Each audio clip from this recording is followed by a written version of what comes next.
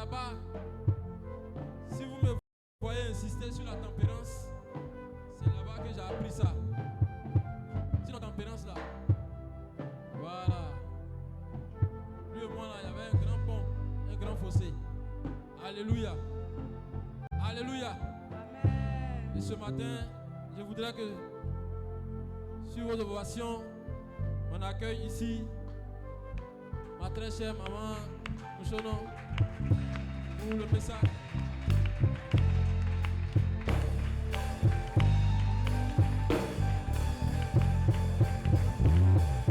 Je veux exprimer mon désir, celui de t'adorer, Seigneur, car tu es comme un étendard, tu es.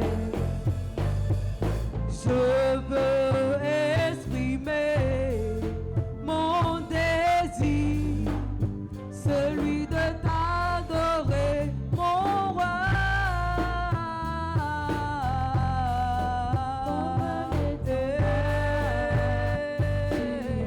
Je veux exprimer mon désir, celui de t'adorer, Seigneur, car tu es comme un étendard, tu es.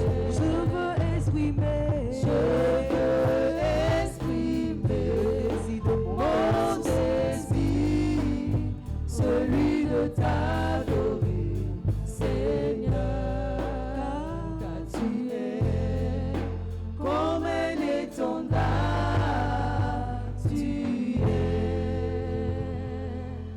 Je veux rendre gloire à notre Seigneur Jésus-Christ ce matin pour la grâce qu'il me fait de me tenir devant vous ce jour. Je veux que ce matin, chacun de nous se pose une question. Ce n'est pas une question parce que tu vas entrer au plus profond de toi-même et tu vas poser un acte. Et l'acte que je veux que tu poses ce matin, c'est que tu vas prier pour un fait ou pour une chose qui t'est arrivée dans ta vie et qui t'a fait mal jusqu'à présent. Quand tu en penses, ton cœur te fait mal. Bien-aimé, ça peut être un acte qui a été causé dans ta vie par une personne avec qui tu vis à la maison ou dans ton service ou un de tes enfants, connaissances proches ou connaissances éloignées. Ça peut être aussi au téléphone, par un message, mais tu as eu mal, tellement mal. Quand tu penses à ça, ton cœur te fait encore mal. Tu vas mettre la main sur ton cœur et tu vas prier. Cette douleur que tu as eue, tu ne l'as pas cherchée. Tu ne l'as pas cherchée, mais les faits sont arrivés et ton cœur t'a fait mal. Réfléchis bien et trouve l'acte qui a été posé. Trouve ce qui a été fait, ce qui quelqu'un t'a causé comme tort, qui t'a fait mal. J'explique bien mal, très mal.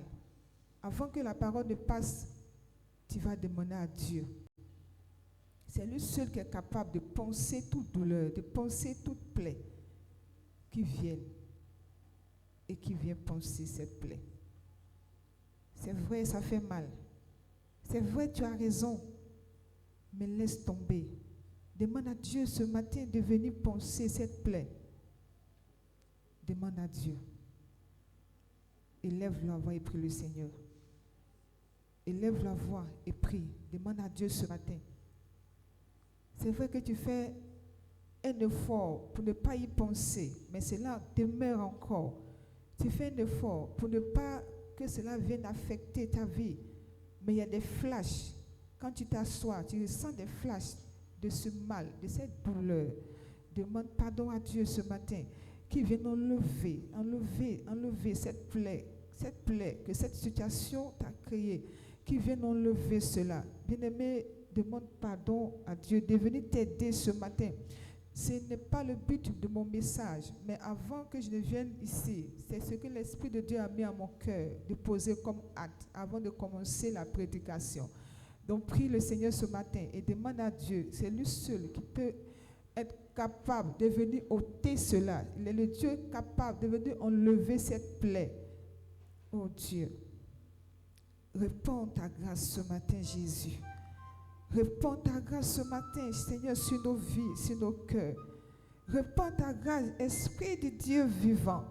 Nous avons besoin de toi, Seigneur. Nous avons besoin de toi, Jésus-Christ de Nazareth.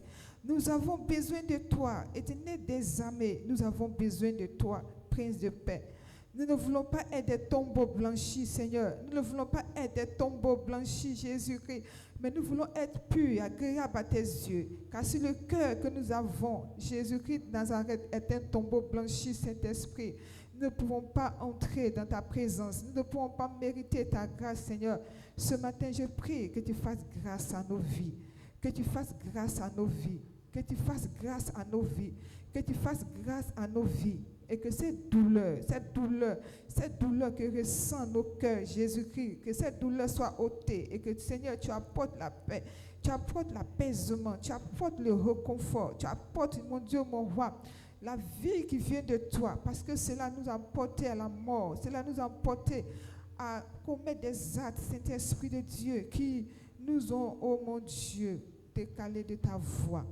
Seigneur, aie pitié et donne-nous, Jésus-Christ, ce matin, de penser cette douleur. Jésus, Jésus, Jésus. Alléluia.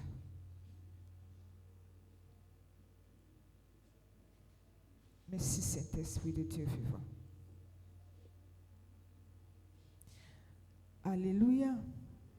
Si tu as prié et que tu sais que Dieu est là et qu'il est capable de te réconforter, de te faire oublier cette douleur, acclame-le puissamment, bien-aimé.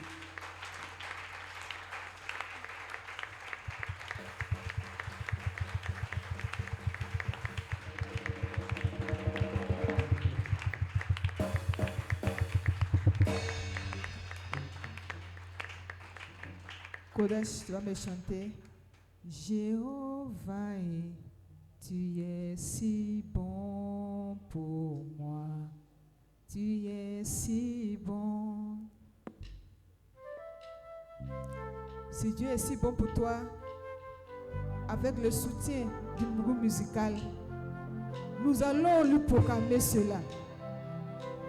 Nous allons lui dire qu'il est si bon pour nous. Il est bon pour nous qui sommes ses enfants. Oh, alléluia. Merci, Esprit de Dieu vivant. Jéhovah, tu es si bon pour moi. Tu es si bon, Jéhovah, tu es si bon pour moi.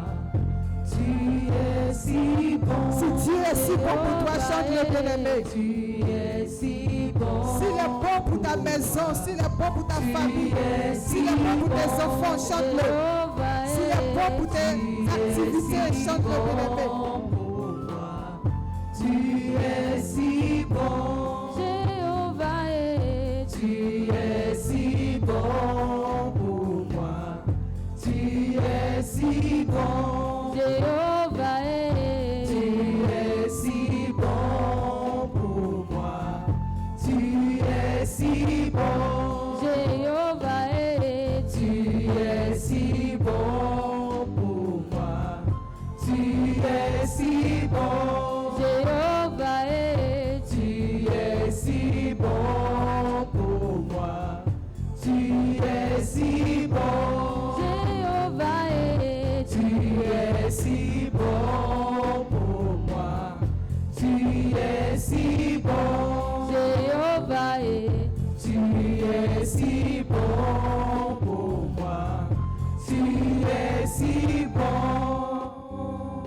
Alléluia. Acclame puissamment ce Dieu qui est si bon pour nous. Il ne nous a pas abandonnés, il est là, il est présent. Alléluia. Hey. Tu peux bien t'asseoir, bien-aimé.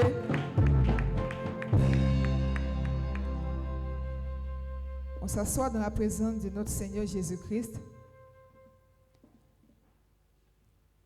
Et on prend nos Bibles, portables sur silence. On ne sort pas pour répondre à un appel qu'on a dans la présence du Seigneur. Alléluia. Même quand tu es à la maison et que tu écoutes, sois disposé. Et le Seigneur est capable de te visiter de là où tu es. Bien-aimé, le thème que nous traitons ce mois, qui connaît, parce que ça fait le 3e dimanche, je crois bien, que nous parlons de ce thème. Même le dirigeant en a parlé dans la direction. Alléluia. Le thème de ce mois.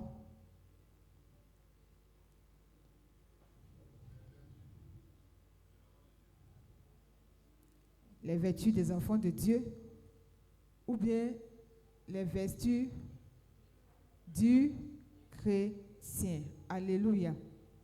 Les vertus du chrétien. Et nous avons été entretenus depuis le premier jour par notre Père. Ensuite, l'homme de Dieu, Ngouron, nous a aussi parlé des vertus et il en a cité. Alléluia. Et ce matin encore, nous allons parler des vertus du chrétien. Si Dieu a donné ce message ou a donné ce thème, il sait pourquoi il a fait. Et souvent, je m'assois et dis, mais quand l'administration donne les thèmes, c'est comme si c'était une phrase que Dieu est en train de former sur tous les mois de l'année. Et ça se suit. Et si vous ratez les différents thèmes, si vous ne les considérez pas dans leur temps, ça ne serait pas bon. Parce que quand les thèmes viennent, c'est pour un temps. Et ce temps dans lequel nous sommes, Dieu veut nous parler des vertus du chrétien. Tu vas prendre ta Bible dans le livre de Luc, le chapitre 18. Nous avons 2 textes de base. Luc chapitre 18, versets 1 à 8. On se tient tous debout pour la lecture de la parole du Seigneur. Je vais le lire, saute. Les messages que tu vas lire, c'est ça que je t'ai remis. Le verset 1, je lis. Jésus leur adressa une parabole pour montrer qu'il faut toujours prier et ne point se relâcher. Il dit, il y avait dans une ville un juge qui ne craignait point Dieu et qui n'avait d'égard pour personne. Il y avait aussi dans cette ville une veuve qui venait lui dire, fais-moi justice de ma partie adverse. Pendant longtemps, il refusa. Mais ensuite, il dit en lui-même, quoique je ne craigne point Dieu et que je n'ai d'égard pour personne, néanmoins, parce que cette veuve m'importune, je lui ferai justice, afin qu'elle ne vienne pas sans cesse me rompre la tête. Le Seigneur ajouta, attendez ce que dit le juge inique. Et Dieu ne fera-t-il pas justice à ses élus qui crient à lui jour et nuit, et tardera-t-il à leur égard? Je vous le dis, il leur fera promptement justice. Alléluia. Mais quand le Fils de l'homme viendra, trouvera-t-il la foi sur la terre? Le second message se trouve dans Exode. On va en arrière. Exode, le chapitre 32. À partir du verset 1, je lis jusqu'au verset 8 également. Le peuple, voyant que Moïse tardait à descendre de la montagne, s'assembla autour d'Aaron et lui dit: Allons, fais-nous un Dieu qui marche devant nous, car ce Moïse, cet homme qui nous a fait sortir du pays d'Égypte, nous ne savons pas ce qu'il est devenu. Aaron leur dit: ôtez les anneaux d'or qui sont aux oreilles de vos femmes, de vos fils et de vos filles, et apportez-les-moi. Et tous ôtèrent les anneaux d'or qui étaient à leurs oreilles et les apportèrent à Aaron. Il les reçut de leurs mains, jeta l'or dans un moule et fit un veau en fonte. Et ils dirent: Israël, voici ton Dieu qui t'a fait sortir du pays d'Égypte. Lorsque Aaron vit cela, il bâtit un autel devant lui et s'écria: Demain, il aura fête à l'honneur de l'Éternel. Le lendemain, ils se levèrent de bon matin et ils offrirent les holocaustes et des sacrifices d'action de grâce. Le peuple s'assit pour manger et pour boire. Puis, ils se levèrent pour se divertir. Le verset 7.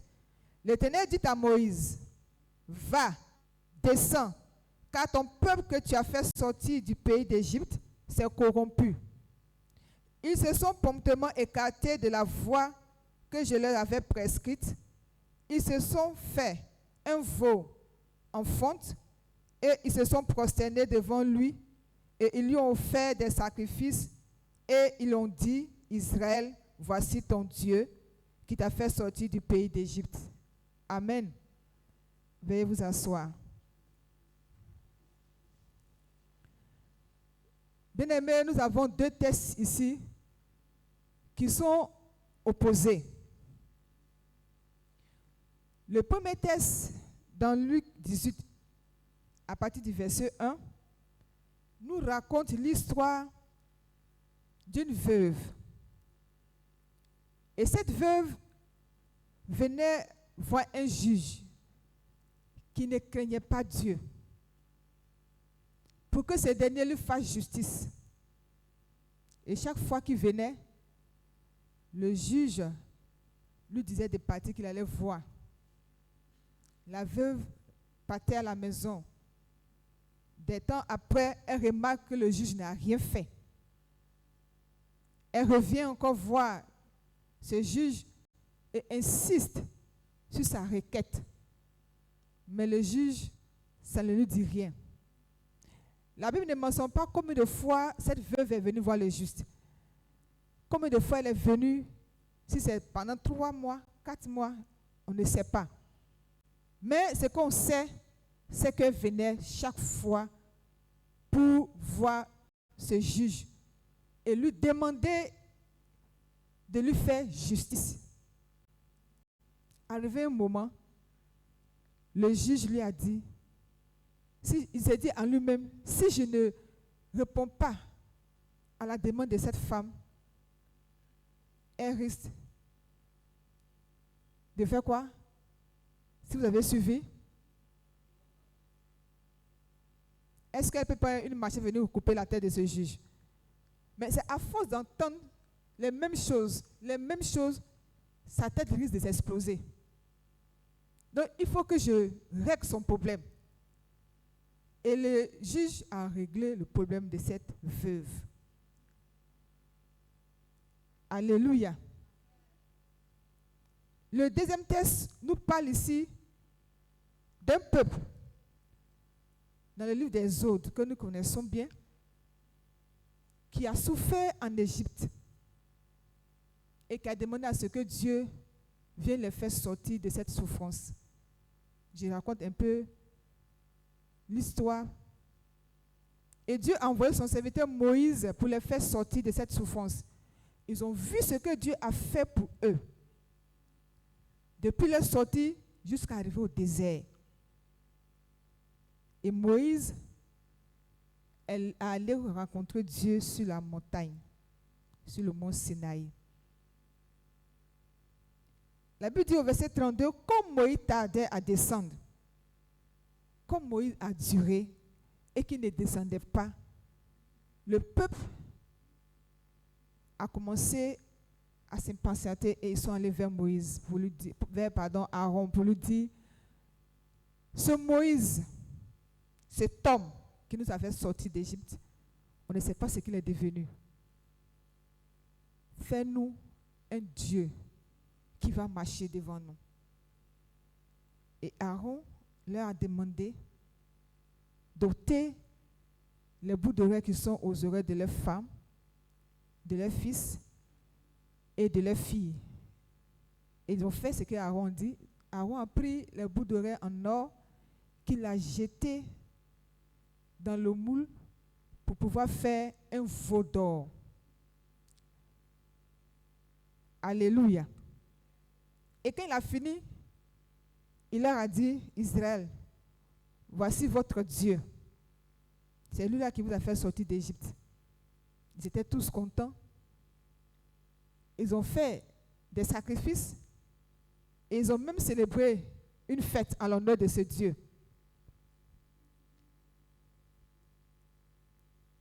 Et ils ont commencé à danser. Ils ont commencé à faire ce qu'ils voulaient. Bien-aimés, nous parlons des vertus du chrétien. Et ces deux textes présentent une vertu et puis la désobéissance de cette vertu. Alléluia. L'homme de Dieu nous a rappelé ici le dimanche passé que la vertu, c'est une qualité qui est en l'homme et qui pousse l'homme à faire le bien. Et parmi ces vertus, il en a cité, et moi, c'est la patience que je veux que nous développons ce matin. Alléluia.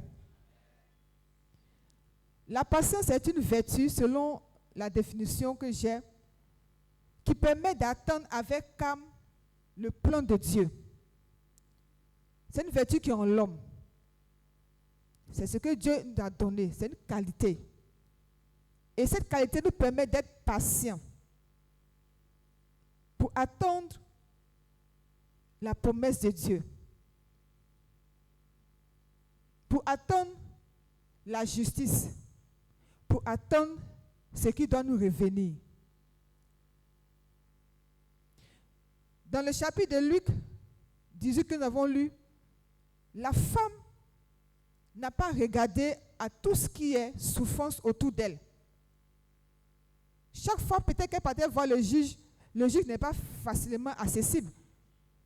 Il peut avoir des gardes. Voir combien de fois on lui a dit, madame, attendez. Certainement sous le soleil, sous la pluie. Mais malgré les problèmes, malgré peut-être son état de santé, la dame a continué à aller voir ce juge.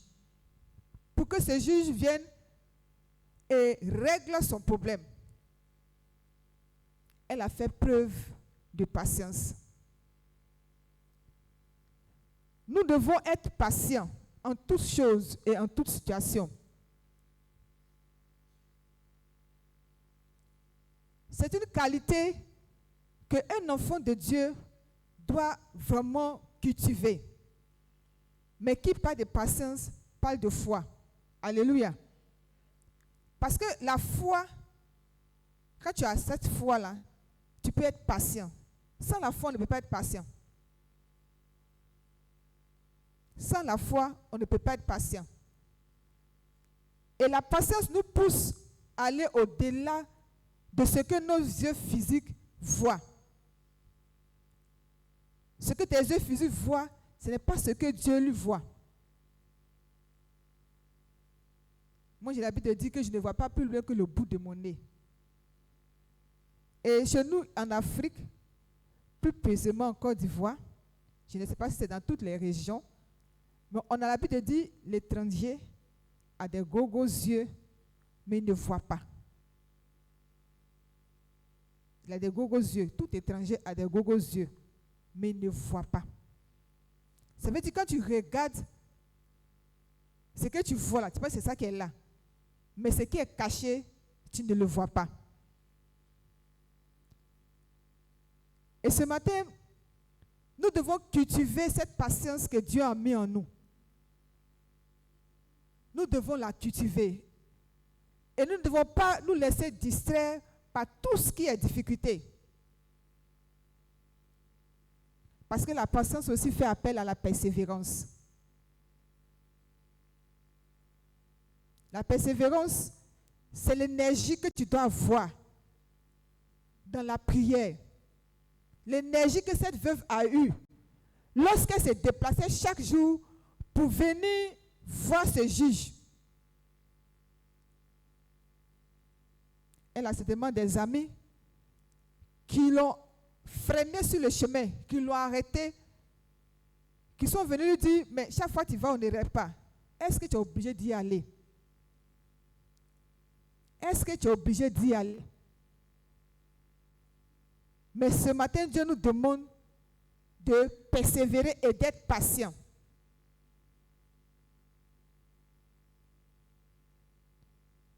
La patience est un chemin d'or. La patience est un chemin d'or. Parce que quand tu agis avec patience, le résultat est bon. Alléluia. So, tu vas me lire Jean 5, verset 1 à 9. Nous allons voir combien de fois des personnes ont été patientes.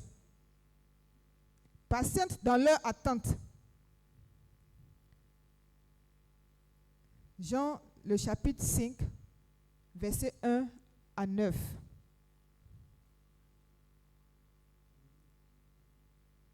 Son micro.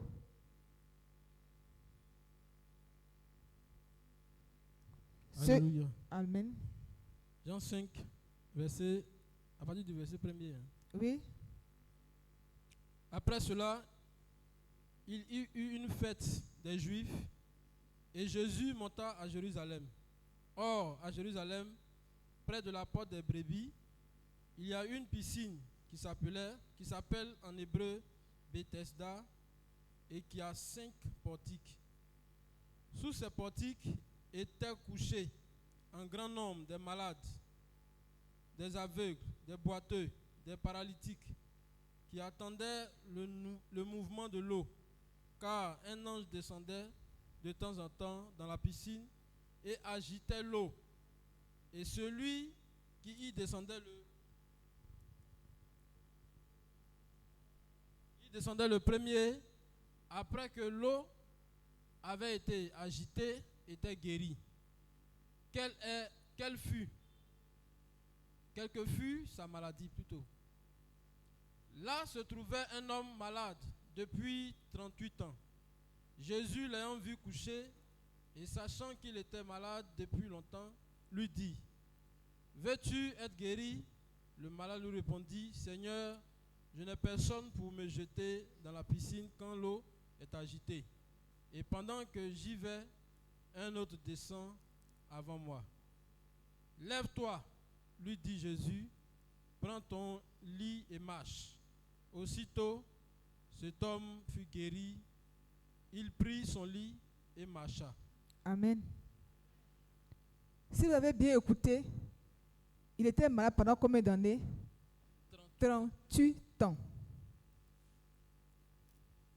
Et pendant ce temps, il venait à la piscine de Bethesda pour espérer être le premier à tomber dans l'eau lorsque l'ange venait remuer.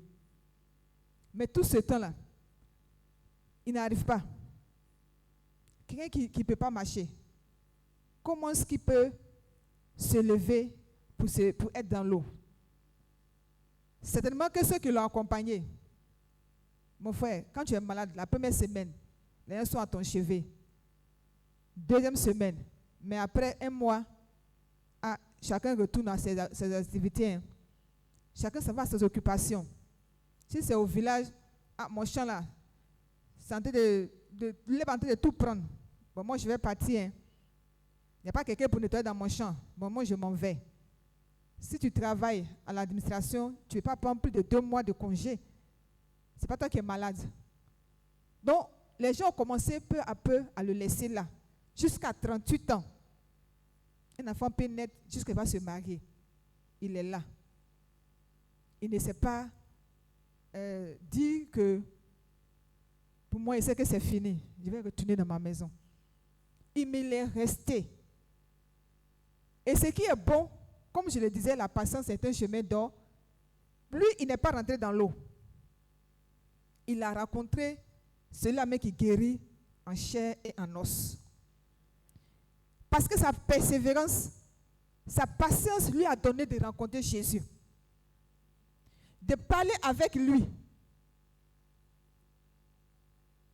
Il a dit que je n'ai personne. Effectivement, il n'a personne. Toi, tu as qui? Personne. Celui qui t'aime véritablement, qui veut de ton bien, c'est Jésus-Christ de Nazareth. Et par sa patience, Dieu lui a donné la délivrance, la guérison, il fut guéri. Pendant 38 ans de maladie, 38 ans. Je me demandais, mais il est devenu comment? Pendant 38 ans. Une maladie qui te ronge. Une maladie qui l'empêchait certainement d'avoir une famille. Mais il a été patient. Il a été patient. Et au bout de sa patience, il a croisé l'or, comme je le disais. Jésus-Christ l'a guéri. Jésus-Christ l'a guéri. Il a donné vie à ses membres. Et ses membres ont pris vie, il a commencé à marcher. Alléluia. Des personnes ont vécu des situations qui pouvaient les amener à donner dos à Christ. Mais ils n'ont pas abandonné. Ils sont restés parce qu'ils savaient en qui ils ont mis leur confiance. Le Jacques chapitre 1, versets 2 à 4. Tu ne peux pas cela.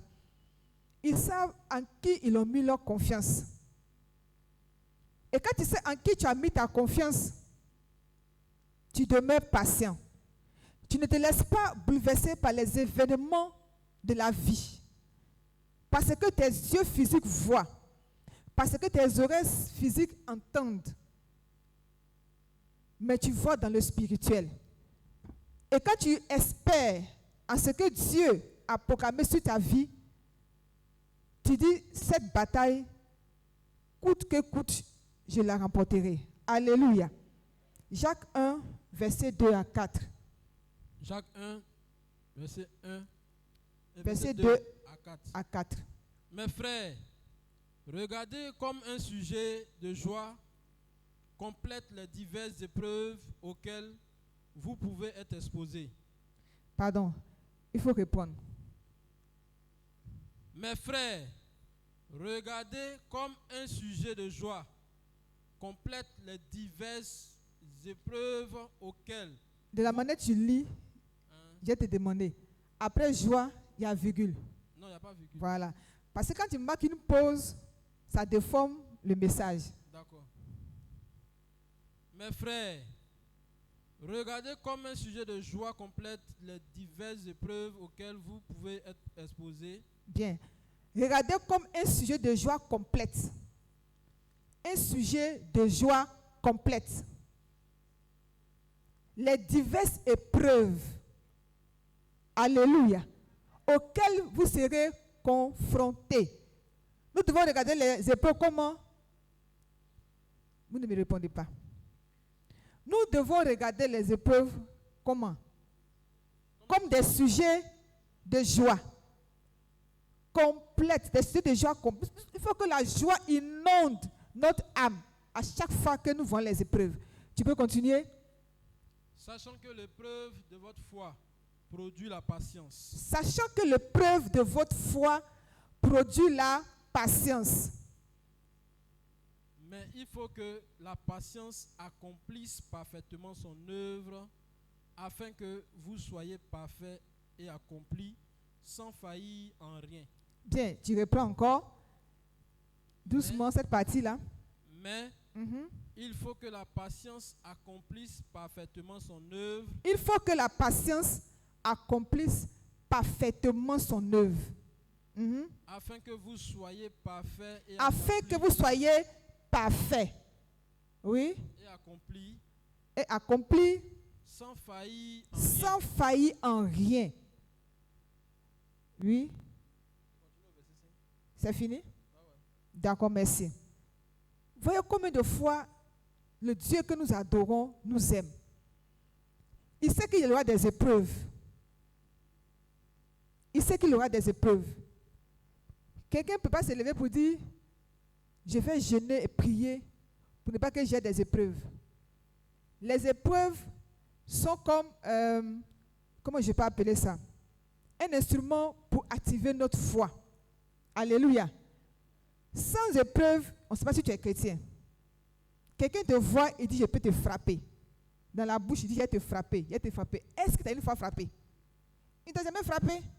Mais battez-vous. Quand vous allez commencer à faire palabla, on saura s'il peut te frapper ou il ne peut pas te frapper. Tu es patient, tu es patiente. Mais quand viendront les épreuves, est-ce que cette patience sera complète? Alléluia. Est-ce que cette patience sera complète? Quelle épreuve tu traverses? Quelle injustice tu fuis? Quelles sont les maladies qui te rongent jusqu'à présent? Est-ce que tu es patient? Est-ce que tu es patiente? Est-ce que tu vois cela comme un sujet de joie? Si on pouvait ouvrir nos yeux, c'est-à-dire, on voit un film qui est tourné, et puis d'un côté, il y a les chrétiens, et de l'autre côté, il y a les œuvres ténébreuses. Et puis, tu peux comprendre que tout ce qui t'arrive là ne t'arrive pas parce que tu te crois fort, mais parce que tu es enfant de Dieu. Quand tu deviens un enfant de Dieu, tu n'es plus enfant du monde. Tu deviens quelqu'un qui est transformé, qui n'a plus sa part dans les partages du diable. Et quand tu déranges le diable, sache qu'il va venir t'attaquer. Si tu es chrétien et que tu n'es pas attaqué, ça veut dire que tu ne pries pas. Tu ne pries même pas. Seigneur, bénis cette nourriture. Au nom de Jésus, Amen. Seigneur, je vais dormir. Fais de sorte que je puisse me lever demain matin. Amen. Tu n'as pas dérangé le diable. Tu vas dormir. Mais ce qui va se passer dans ton sommeil, est-ce que tu sais? Et les épreuves viennent pour que nous soyons véritablement parfaits. Pour que nous recherchions davantage la voie du Seigneur. Pour que nous persévérons dans ce que nous faisons. Pour que nous continuions à prier. Parce que si on se lasse dans la prière, le diable aura gagné. Le diable aura gagné. Il faut que nous soyons endurants. Mais pour que tu sois persévérant, pour que tu ailles jusqu'au bout, il faut t'entraîner. Il faut qu'on s'entraîne. Quand des gens doivent aller compétir, quand des gens doivent aller faire le sport ou jouer un match, si tu n'es pas endurant, si tu n'as pas le souffle, tu ne peux pas courir sur le terrain. Si tu ne peux pas marcher d'ici, on est où nous on se trouve, et puis la distance, bon, allons jusqu'au marché, à 1 kilomètre à pied. Si tu ne peux pas le faire, ça veut dire que tu n'as pas le souffle. Mais chaque jour tu fais. Aujourd'hui tu as fait, tu es arrivé au milieu. À 500 mètres, tu es revenu. Demain tu vas, tu reviens. À 600 mètres, 700, 800, jusqu'à ce que tu arrives à 1000 mètres. Quand tu fais les 1000 mètres là, tu reviens, tu ne sens pas que tu as fait 1000 mètres. Et c'est ça, l'entretien de la patience qu'est la prière. Un jour, tu peux te lever, prier, faites une minuterie pour voir 15 minutes. Après, il faut que tu dépasses 15 minutes, que tu fasses 20 minutes. Après, il faut que tu partes à 30 minutes. 1 heure. Alléluia. Il faut que quelqu'un dans sa maison puisse faire 1 heure dans la prière. Pour ne pas que quelqu'un vienne te tirer pour dire, on n'a qu'à prier. Voilà les sujets. Non. Mais toi seul, 1 heure dans la prière, tu ne peux pas te laisser troubler par n'importe quelle épreuve. Parce que l'ennemi sait que si tu es endurant dans la prière, tu seras patient. Et les épreuves ne te feront rien. Tout ce qu'ils vont envoyer ne veut même pas t'effraier. Que ce soit dans la maison, que ce soit à l'école, que ce soit au marché, que ce soit au bureau, que ce soit partout où tu sois. Il faut que nous soyons endurants et que nous persévérons dans ce que nous voulons, que nous persévérons dans l'amour de nos prochains. Bien-aimés, ça aussi c'est un problème. Quand tu vas voir quelqu'un et que tu veux emmener la personne à Christ, il faut être persévérant. Pour que moi je sois converti, mon cher, il y a eu la persévérance de celui qui m'a suivi. On peut venir à l'église et puis on n'est pas converti. Tu peux t'asseoir sur le banc quand le prédicateur prêche. Tu peux crier, prêche, mais au fond tu n'es pas converti. Ce sont des tombeaux blanchis. Mais quand les épreuves arrivent, quand l'injustice arrive, quand la maladie arrive, quand les attaques arrivent, c'est là que tu dois dire prêche. C'est là que tu vas dire sois béni homme de Dieu. Parce que sur le champ, quand ça vient, on ne comprend pas. Mais c'est longtemps après que tu comprends pourquoi ceci est arrivé.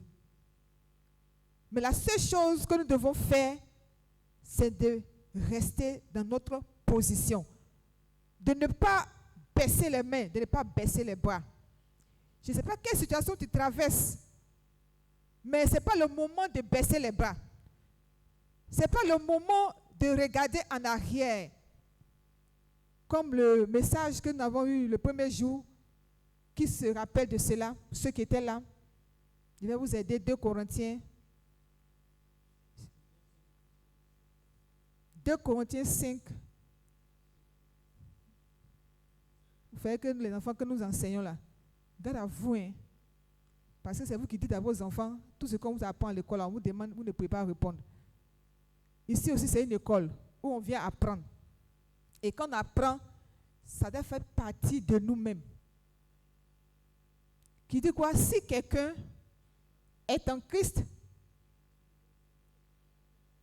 tu es une nouvelle créature. Les choses anciennes sont passées. Et voici,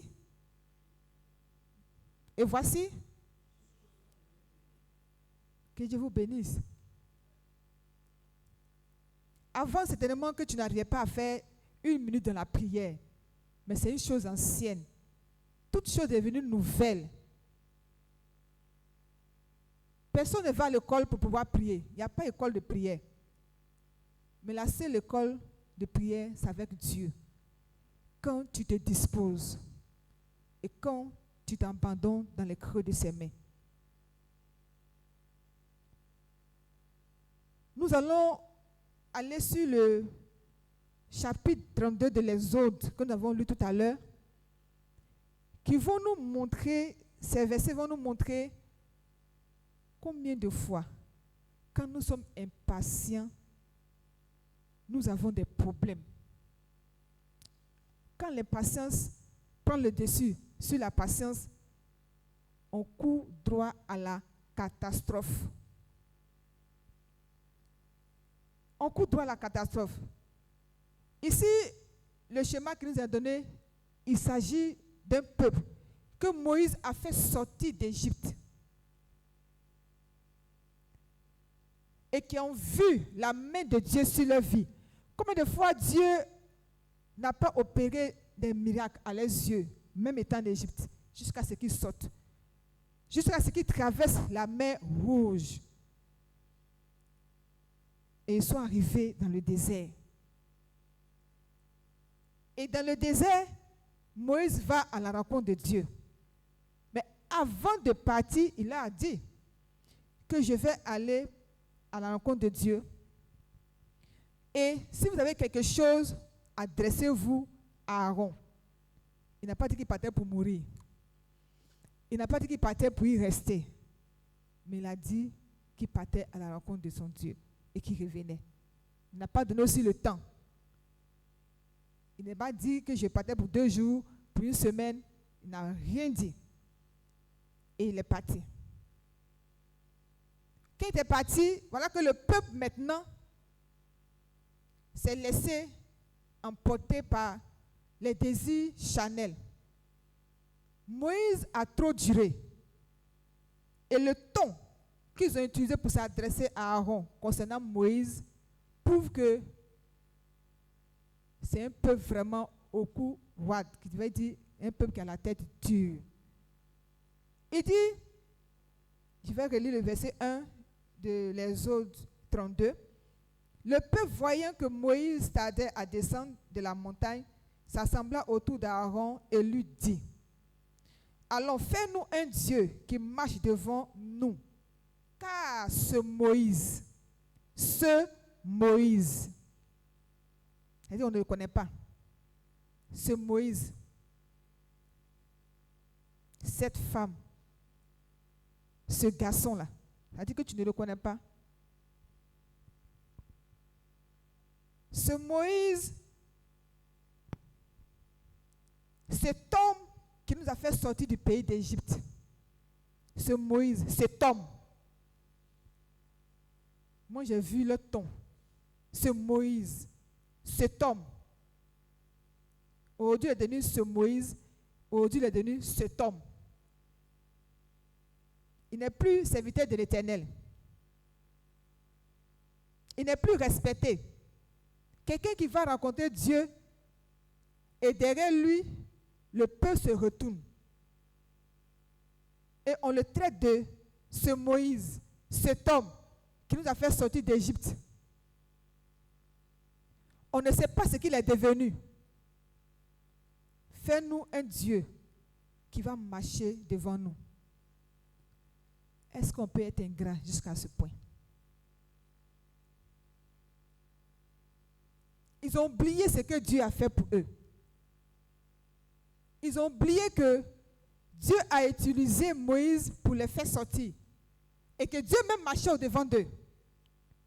Parce qu'ils étaient dans le désert, souvent la nuit, Dieu les éclairait et mettait les ténèbres du côté des Égyptiens, pour ne même pas que les Égyptiens les retrouvent. Donc eux, ils pouvaient marcher facilement pour aller, mais les Égyptiens ne pouvaient pas avancer. Il fallait qu'ils se reposent.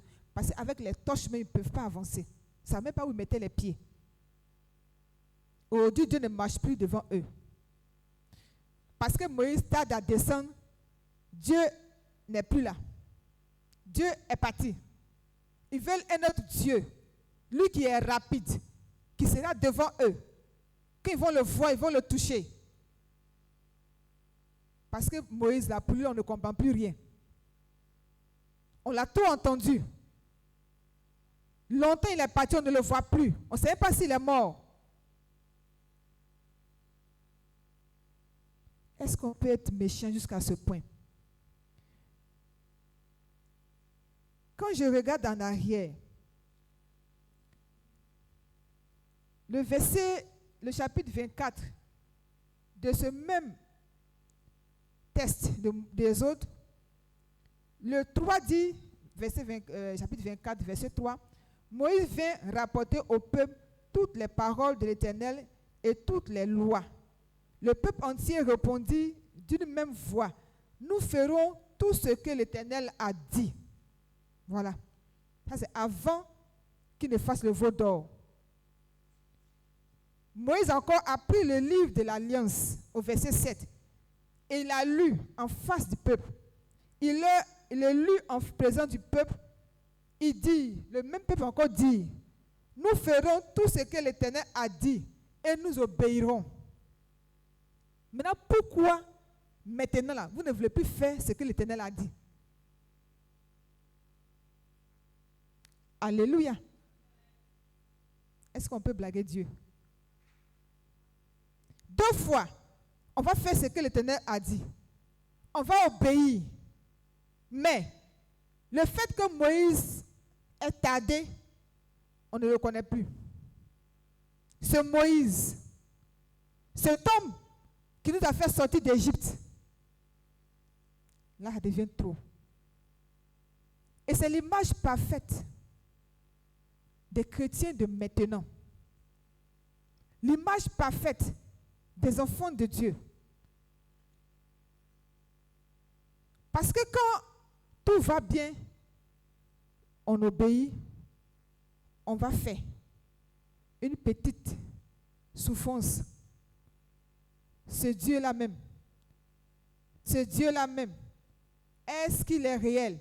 Je veux voir un Dieu qui va marcher devant moi, que je peux mettre au dos, que je peux toucher, que je peux déplacer, mettre dans mon sac pour me déplacer pour aller au travail, mettre dans mon sac pour monter dans une voiture. Là, s'il y a un accident, il va me protéger. Ce Moïse, cet homme qui nous a fait sortir d'Égypte. Alléluia. Quel genre de chrétiens sommes-nous? On nous parle d'une vertu qui est la patience. Mais voilà qu'on se détourne de cette patience et on devient impatient. On veut tout avoir sur le champ. Guérison rapide, argent rapide, élévation rapide. Bon, ils veulent s'envoler aussi, ils sont rapides. Ouais. Il y a des gens qui sont assis et puis ils sont rapides dans le vol. Il n'y a pas dit voler l'âne de quelqu'un, mais s'envoler. Voilà, quelqu'un a fait comme ça. Tu t'envoles, tu es rapide. La Bible dit que notre Dieu est un Dieu qui est riche en bonté et lent à la colère. Dieu il est lent à la colère, non? Donc il est lent à la colère, il t'amène à être patient en toutes choses. Ce même peuple, moi je me suis assise et réfléchi, mais comment des gens peuvent dire à Moïse que nous ferons tout ce que l'Éternel a dit. 2 fois dans le même chapitre, nous ferons tout ce que l'Éternel a dit et nous obéirons. Moïse a fait combien de jours sur la montagne? Vous ne savez pas? Hein? Moïse a fait combien de jours sur la montagne pour que ce peuple-là s'impatiente, qui demande un Dieu qui peut transporter, qui peut marcher devant eux. Parce que le veau d'or il n'est pas vivant, hein, donc il ne peut pas marcher. Parce qu'ils ont dit un Dieu qui va marcher devant nous. Pourtant, il n'est pas vivant, donc il ne peut pas marcher. Ce qui signifie qu'eux-mêmes encore, ils vont le porter. Alors que c'est de l'or, hein, donc l'or n'est pas léger, c'est lourd. Donc imaginez combien de personnes qui vont porter ce Dieu-là sur leur quoi, tête ou épaule, je ne sais pas. Alors qu'il y a un Dieu qu'on ne porte pas, qui est devant vous, vous voulez non souffrir en faisant quelque chose que vous pouvez porter. À cause de seulement 40 jours que Moïse est parti. C'est fini. Tout le monde a commencé à murmurer. Et ce sont les femmes. Parce que c'est nous, les femmes, qui sommes devant toutes ces choses. Les femmes ont murmuré. Les femmes ont mis dans les oreilles de leur mari. Parce que ce sont les hommes qui sont allés voir Aaron. Sinon, ça ne vient pas d'eux. Hein. L'homme là n'a pas son temps à venir dire non. Est-ce que, non. Mais c'est nous les femmes, on voit trop clair.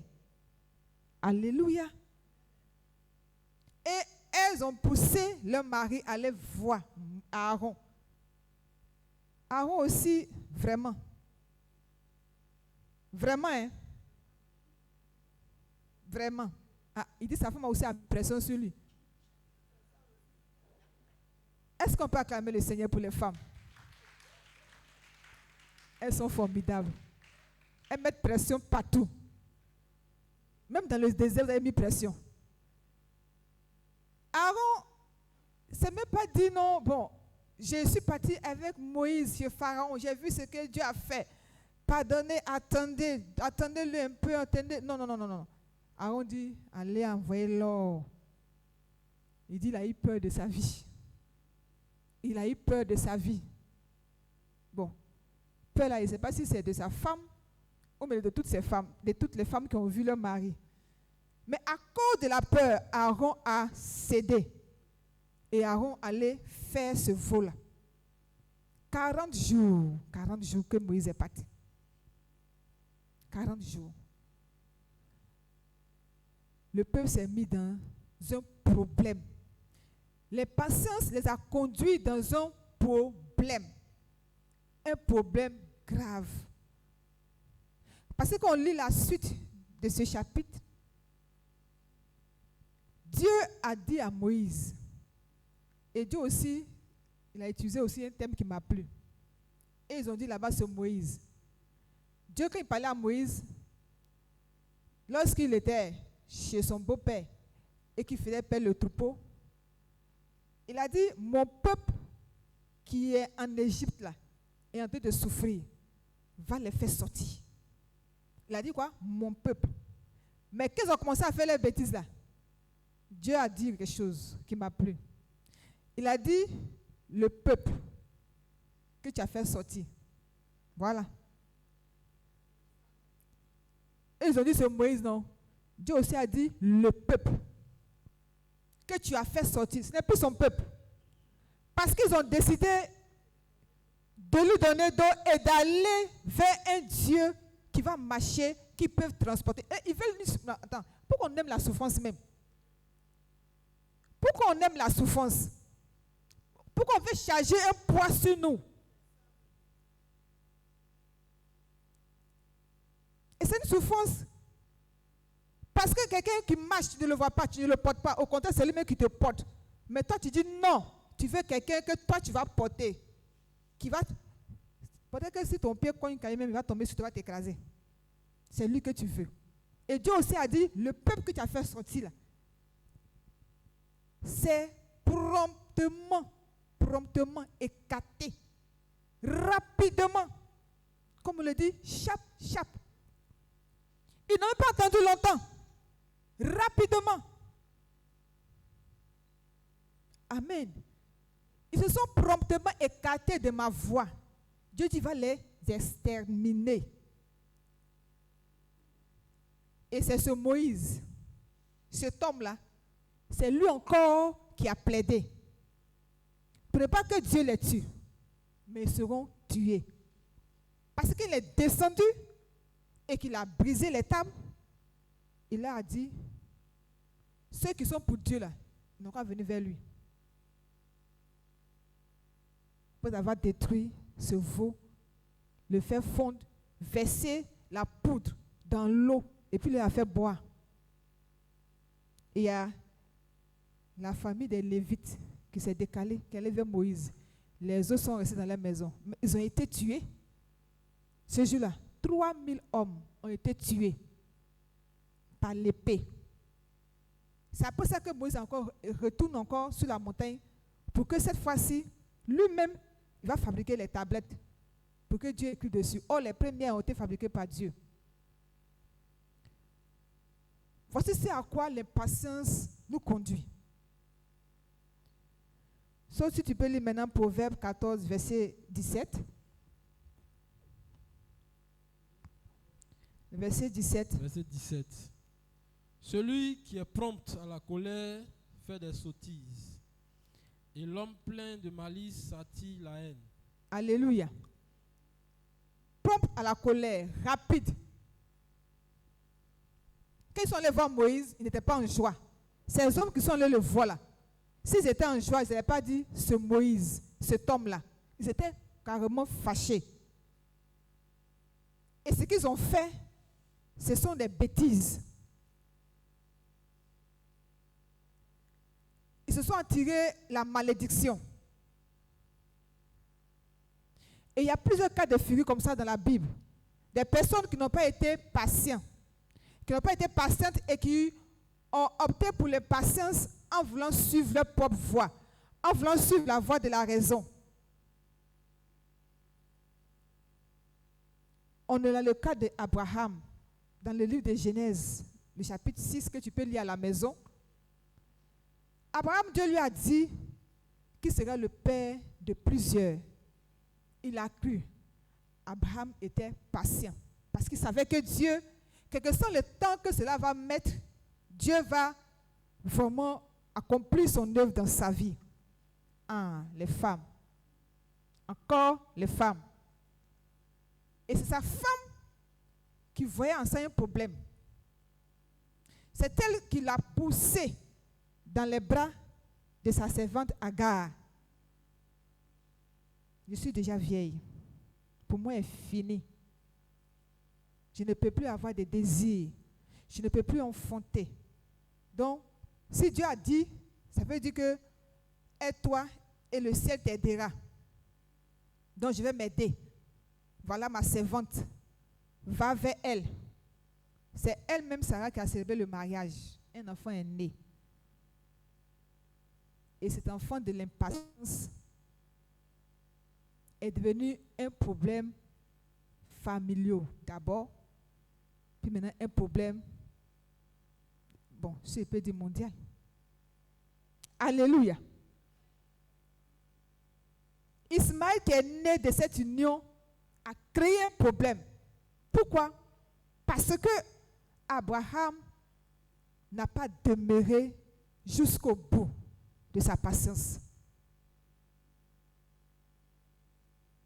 Encore une femme qui est venue freiner l'élan. J'aime bien le cas de Job. Lorsqu'il souffrait et que des personnes lui rendaient visible, tu peux le lire dans tout le livre de Job. C'est un livre vraiment, quand tu es dans un moment où tu penses que rien ne va, lis le livre de Job. Tu vas voir comment Dieu voit tout ce qui nous arrive. Et nous, on pense qu'il ne voit pas, on pense qu'il n'entend pas. On pense qu'il ne nous voit pas.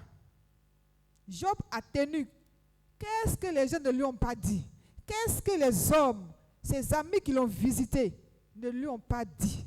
Jusqu'à ce qu'ils sont allés, encore les femmes. On dit, bon, sa femme, si elle parle, il va automatiquement obéir. Elle lui a dit, mon frère, il faut maudire Dieu et puis tu vas mourir. Tu souffres trop. Femme insensée. Lui au moins. Il n'a pas écouté. Hein? Il est resté patient jusqu'au bout. Et quand vous lisez, vous allez voir que Dieu l'a restauré. Dieu a donné à Job des enfants, une richesse. Il a vécu, il était heureux. Mais nous, avec notre impatience, on fait toujours des bêtises. Avec notre impatience, des choses qu'on pouvait régler normalement, parce qu'on a été impatient, on a tout gâté.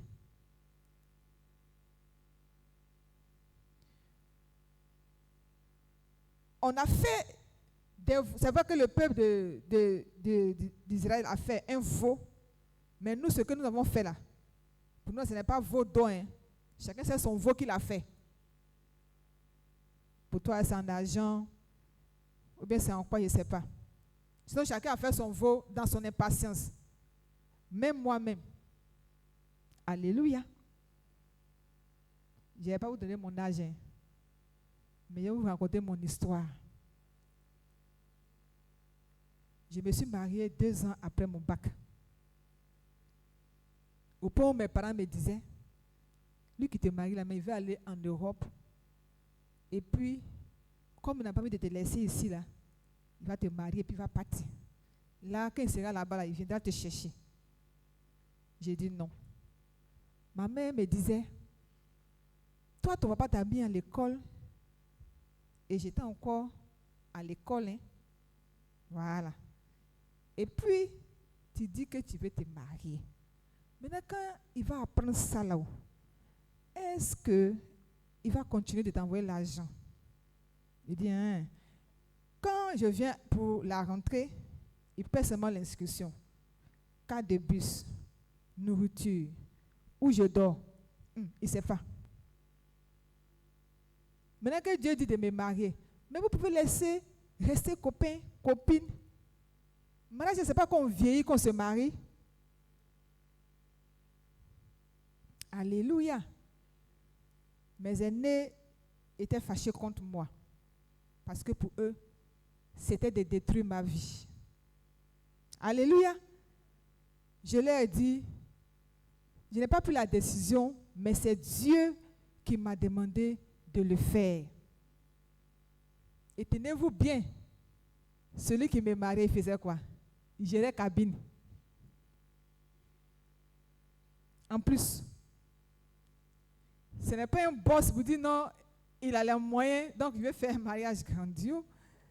Mais j'ai cabine. S'il a trouvé ses 30 000 francs, il dit il va se marier. Ah, ça va chauffer. Mariage, tu as payé gâteau, robe de mariage, moi-même ma chaussure du marié, costume du marié. Ceux qui vont venir vont manger quoi? On s'est marié à la mi-case, hein? Mais ce n'est pas mi-case de maintenant là. Hein? Alléluia. C'est mi-case sous manguier. Donc imaginez sous les manguiers. On n'était pas dans une salle, c'est sous manguier. Dieu est grand. Quand tu demeures dans la patience, il met tout en œuvre pour que tu puisses sortir victorieux. Je n'ai pas d'argent pour payer robe, ni chaussures. Je vous assure que chaussures que j'ai portées pour me marier, là, je ne sais pas à qui ça appartient. Mais quand même, j'ai porté. Je n'ai pas regardé ce que mes yeux regardaient. Hein. J'ai regardé au spirituel. Ma robe là, Dieu merci, témoin là, a même forme que moi. Sa robe de mariage là, quand je me suis mise dedans là, on n'est pas allé serrer. On allait simplement laver au pressing. Je ne sais pas si c'est 2000 francs ou quoi. Maintenant, il n'y a pas de chaussures. Elle et moi, on n'a pas le même pied. Elle a un petit pied, moi, je chose 40. La veille du mariage, on envoie chaussures, je mets mon pied, ça ne rentre pas. On envoie ça, je me dis, mais vers la fin, elle dit, moi, comme la robe traîne là, j'ai marché sans chaussures, qui va voir mes pieds? Aucune paire blanche qu'on m'envoie là ne rentre pas. Et ce n'est pas les filles qui venaient même, quand tu sais que ta camarade chaussure blanche, tu t'en cherché pour venir. Quand tu n'as pas que tes personnes à porter une chaussure blanche que tu as vue. Donc, je devais me marier le samedi, la veille, vers 20, je ne sais pas si c'est 22 heures bien quoi, il y a une qui est venue, il y a 3 paires. On dit, ah, c'est ça là, ton pied n'est pas dedans là. Ah, on ne sait plus ce qu'on va faire pour toi. Il dit, ah, ils ont fait venir, il y en a qui j'ai mis mon pied, j'ai commencé à marcher, ça ne fait pas flot, ça ne me sert pas, c'est juste. Pour moi, c'est fini. Est-ce que moi j'ai pensé à lui qui avait me marié s'il a eu sa chaussure? C'est après qu'il m'a raconté pour lui. Ah. Lui aussi, il dit qu'il a vu une veste au plateau. Donc, il a avancé, je ne sais pas c'est combien, pour payer la veste. Et il a dit, on est une semaine avant le mariage là, il allait partir solder. Mon cher, il n'y a pas l'argent même pour dire qu'il va aller solder veste là même. Ce n'est que samedi matin, où le mariage devait avoir lieu à 13h, à 7h qu'il arrive au plateau. Mais si le gars n'était pas venu, est-ce que non, je ne crois pas qu'il a pris la chaussure, la veste, il n'a pas pris. Voilà, l'histoire me revient. Lui aussi, je crois bien que c'est la veste de quelqu'un l'a porté. Je crois que c'est la veste de quelqu'un l'a porté. Voilà, c'est la veste de quelqu'un. Non. Quand Dieu dit, je vais te mettre dans tel point, ah, mais si tu dois ramper là, il faut ramper. Et puis, sachez-vous que la date qui a été choisie là, dès que Dieu dit mariez-vous, on est parti à un programme, puis la prophétie est sortie. Moi, je suis rentré en jeûne pour demander à Dieu quelle date. C'est ce que moi j'ai fait. Moi, ma date de mariage, c'est dans jeûne et prière, il y a eu ça. Donc, la date du 27 décembre a résonné dans ma tête. Premier jour de jeûne. Non, mon cœur battait. Ça va tomber quel jour?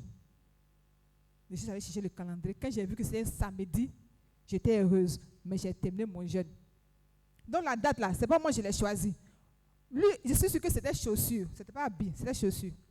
Des chaussures, il a réservé au plateau qu'il allait prendre le matin. Lui aussi, sa veste, on a cherché, pour ceux qui le connaissent là, vous voyez sa taille, non? On a cherché parmi les connaissances de papa là, qui avait même taille que lui, qui pouvait lui prêter veste, qui pouvait porter et qui pouvait lui aller. Il ne sait pas même si la chemise à main aussi était pour la personne, là il ne sait pas. Et ils ont trouvé quelqu'un de sa taille et de sa forme. Et il a porté la veste. C'était ma première fois de le voir en veste, depuis que je le connais. J'étais émerveillée. Il ne savait pas que c'était une veste empruntée. Les anciens devaient me marier. Ça, c'était les souffrances. Maintenant, dans le mariage, quand tu finis de te marier, nouveau marié, on ne cherche pas à faire enfant sur le champ. On veut vivre un peu son mariage. Et puis peut-être après 2 ans maintenant, voilà. Après ça, moi, Dieu m'a fait grâce. J'ai commencé à travailler. Lui, il gérait toujours sa cabine. On était dans notre entrée couchée. On n'avait pas de problème avec quelqu'un. On a dit, il faut qu'on fasse un enfant. C'est là maintenant, ça va chauffer.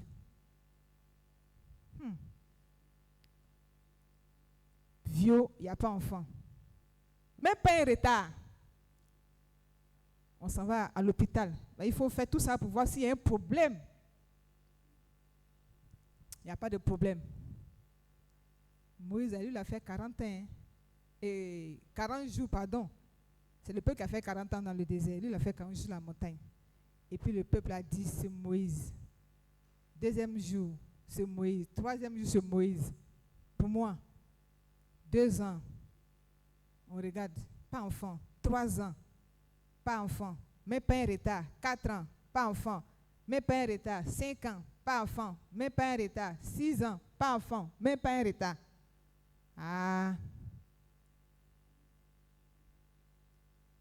On fait comment? Dieu a dit, on n'a qu'à se marier. Et puis il va bénir nos entrailles. Maintenant qu'on cherche là-haut. C'est Dieu qui a dit, ou bien ce n'est pas Dieu qui a dit. C'est vrai qu'il nous a fait sortir. On s'est mariés. Mais Dieu et encore les femmes. Mais moi j'ai ma camarade qui allait faire ceci. Elle a eu son enfant. Et si on partait là-bas, Dieu m'a fortifié. Sinon, vers la fin là, je disais que peut-être que bon, on va aller prendre un nouveau-né, on va l'adopter. Là, bon, c'est fini quoi. Parce que jusqu'à 8 ans, 9 ans, je suis mariée en 2000 combien? 2000. Je dis, il n'y a pas vous donner mon âge. Je me suis mariée 2 ans après mon bac. Et je me suis mariée. Non, c'est bac là, il y a eu ça en 2000. Première année de BTS, 2e année. La 3e année, c'est là que j'ai célébré mon mariage. Non, c'est en quelle année? 2003. Bien-aimé, 2003. Quand tu ajoutes 9 ans à 2003, ça fait combien? Aidez-moi à calculer. Ça fait 2012. Jusque-là, il n'y a pas de retard. Hein? Non, pas parce qu'elle a fait fausse couche. Non, rien. Mais qu'est-ce que je n'ai pas vécu dans ces 9 ans d'attente? Je ne sais pas si c'était en 2011. Un matin, je me suis levée. Comme d'habitude, nous les femmes, on a notre période. La période là, j'attendais, bon, je me sentais un peu bizarre, ça ne venait pas. Il dit, bon, il m'a fait test de grossesse. Je m'ai fait le test, j'ai fait ça sort positif. Mon mari, lui, n'est pas ici. Hein. Pour ceux qui me connaissent, vous le voyez rarement à cause du travail. Donc, je l'appelle. Je dis, monsieur, voilà la situation. Il était content. Ça, c'est le premier jour où je lui ai parlé de ça. Deuxième jour après, il n'y a plus rien. Mais il a failli devenir folle. Si maman Claire se rappelle, elle allait me trouver au travail là-bas. À ce moment, j'étais à la CDC. Parce que ça n'allait pas. J'ai entendu. À un moment donné, il y a une dame qui est venue me voir. Elle dit, je vais t'envoyer chez quelqu'un. Que c'est lui qui m'a aidé, j'ai fait ma fille. J'ai dit, oui, je t'écoute. Non, je sais que tu es chrétienne, hein, mais bon, il ne demande pas grand-chose. C'est Ignam, il prend pour faire le médicament. Donc moi, dans ma curiosité, Ignam, là, il fait comment? Non, c'est l'Ignam là qui tu payes au marché, elle devient comme ton enfant, quoi. Et puis tu lui envoies ça, et puis maintenant, je ne sais pas s'il va préparer, il va faire quoi? Quand tu vas mettre dans ta bouche, tu vas avaler, tu vas consommer, ça va faire dans ton ventre. Il dit, merci beaucoup. Tu as compris? C'est un nom qui envoie par là. Il dit, j'ai compris. Mais tu vas pas aussi voir mes deux petits pieds là chez toi pour dire, accompagne-moi où tu as dit. Et c'est comme ça j'ai vécu. Des personnes, avec quelqu'un, il va chez mon beau-parent là, j'évite toutes sortes de causeries. Ton mari et toi, vous voulez quoi? Depuis là, il dit, ça va venir. Dieu au contrôle. Mais ça a dit trop, votre affaire là. Est-ce que c'est moi qui fabrique les enfants? Je ne suis pas Aaron pour fabriquer un veau d'or. Moi, je ne fabrique pas. Ce qui est fait pour que ça vienne, j'ai fait. Et puis ça ne vient pas. Donc, je fais comment? Si je ne fais pas ça, vous allez dire non, tu ne fais pas, ça ne vient pas. Mais j'ai fait, mais ça ne vient pas. Je fais quoi? Alléluia.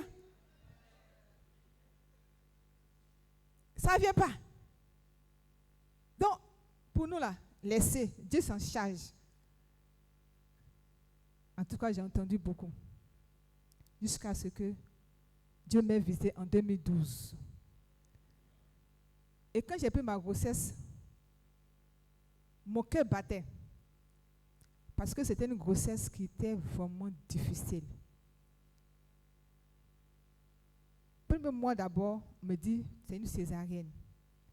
Sinon, ce n'est pas bon. Ceux qui m'ont vu dans mes débuts, parce que personne ne savait que j'étais enceinte. Jusqu'à ce que le vent soit devant moi. Les gens me voyaient, mais on ne pensait pas à ça. Parce que ce n'est pas dans mes habitudes. Voilà. Même au service, quand les gens m'ont vu, je leur ai dit non, j'ai un bobo douma. C'est ce que j'ai dit. Parce que j'étais pâle. Et puis je n'arrivais pas à marcher. J'ai même une fois dit à maman Claire, quand les chiens sont enceintes là, tu les vois, ils font yéyé. Même nous autres, on nous a violés. Ma démarche, on est quelqu'un qu'on a violé. Donc, qu'est-ce que quelqu'un peut penser que je suis enceinte? Non. Et quand je venais au culte, je portais toujours mes marinières, je m'asseyais. Vous voyez que je ne suis pas en forme. Donc, si je porte les habits que j'ai l'habitude de porter, ils vont savoir vite. Donc, je portais les habits amples. Mais je m'asseyais, comme ils voient, ils disent, je ne me sens pas bien. Mais les gens pensent que c'est Bobo Douma. Et c'est Bobo Douma là qui est devenu celle que vous connaissez là. Alléluia. Ça, c'est mon histoire. Ça, c'est ma patience. Je ne sais pas ce que tu traverses. Mais sache que l'impatience nous amène à faire beaucoup d'erreurs. Ça crée le désordre dans notre vie. L'impatience crée le désordre. L'impatience aussi peut créer l'idolâtrie. C'est ce que le peuple a fait en faisant un veau d'or pour adorer. Ça crée l'idolâtrie. L'impatience aussi peut te conduire à la mort. Dieu a décidé de tuer le peuple. Il a décidé de les exterminer, de les tuer même. Mais c'est parce que Moïse a intercédé. Mais je vous ai dit, quand on lit jusqu'à la fin, il y a eu un combat où les Lévites ont tué presque tous ceux qui ont refusé d'appartenir à Dieu. L'impatience. Ça nous amène à gâter tout. Dans nos maisons, dans nos foyers, dans nos maisons, dans nos foyers, dans nos activités. Quand nous voulons forcément, coûte que coûte, être pressés que la main de Dieu, on tombe dans un gouffre. Et on le voit dans la jeunesse de maintenant.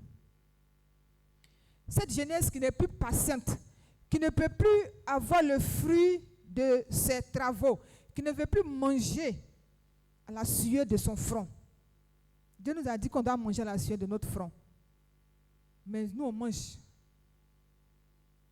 à la sueur de qui? On va faire les pactes sataniques.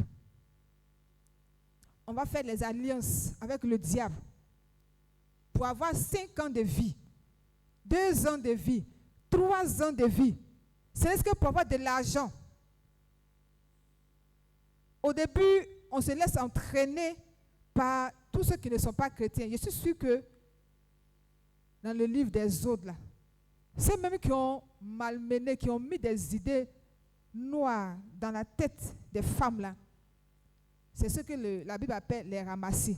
C'est-à-dire les Égyptiens qui ont entendu parler de pays où coule le lait et le miel. Et ils ont décidé de suivre le peuple de Dieu.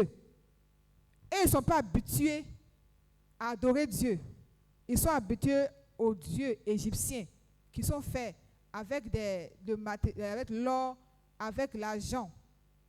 Donc ils sont arrivés dans le désert. Ils ont conduit le cœur de ce peuple-là à adorer aussi ces dieux égyptiens. Ils les ont conduits à avoir cette idée d'un Dieu physique qu'ils peuvent toucher, qu'ils peuvent transporter.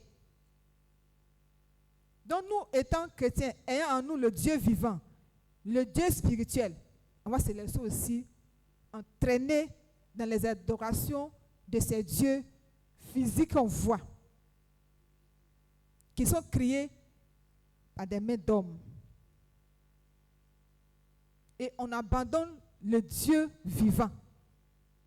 Parce que la situation dans laquelle nous sommes, on dit qu'elle a trop duré. Et la jeunesse va faire des pactes sataniques. Ce n'est que pour avoir de l'argent, pour paraître aux yeux des hommes. Et dans le fond, qui n'arrive même pas à dormir normalement. Parce que quand tu tisses un pacte avec le diable, il va tout le temps te visiter. Et il y a les interdits. Tu marches avec la peur dans le ventre. Parce que tu ne sais pas si on va toucher à ton fétiche que tu as caché sous ton lit. Tout le temps, tu as peur. Tout le temps. Pour ne même pas qu'on t'attrape. Parce que si on t'a attrapé, c'est gâté. Si on t'attrape, c'est fini. Dieu nous demande d'être patients.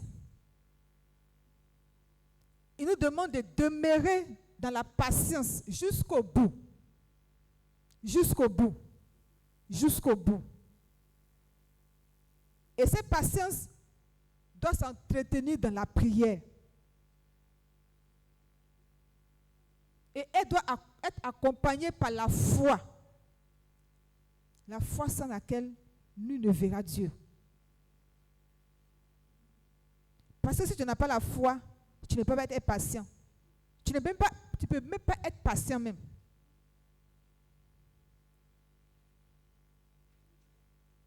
Parce que quand on te donne la définition de la foi, ça t'amène à la patience.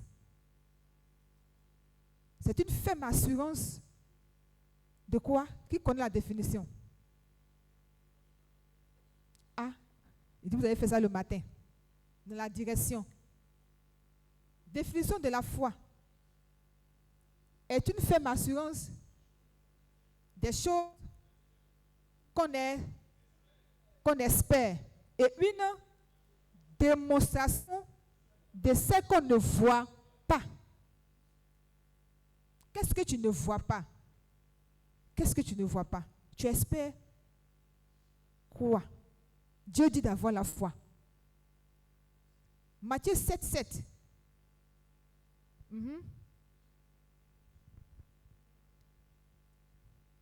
Je vous attends.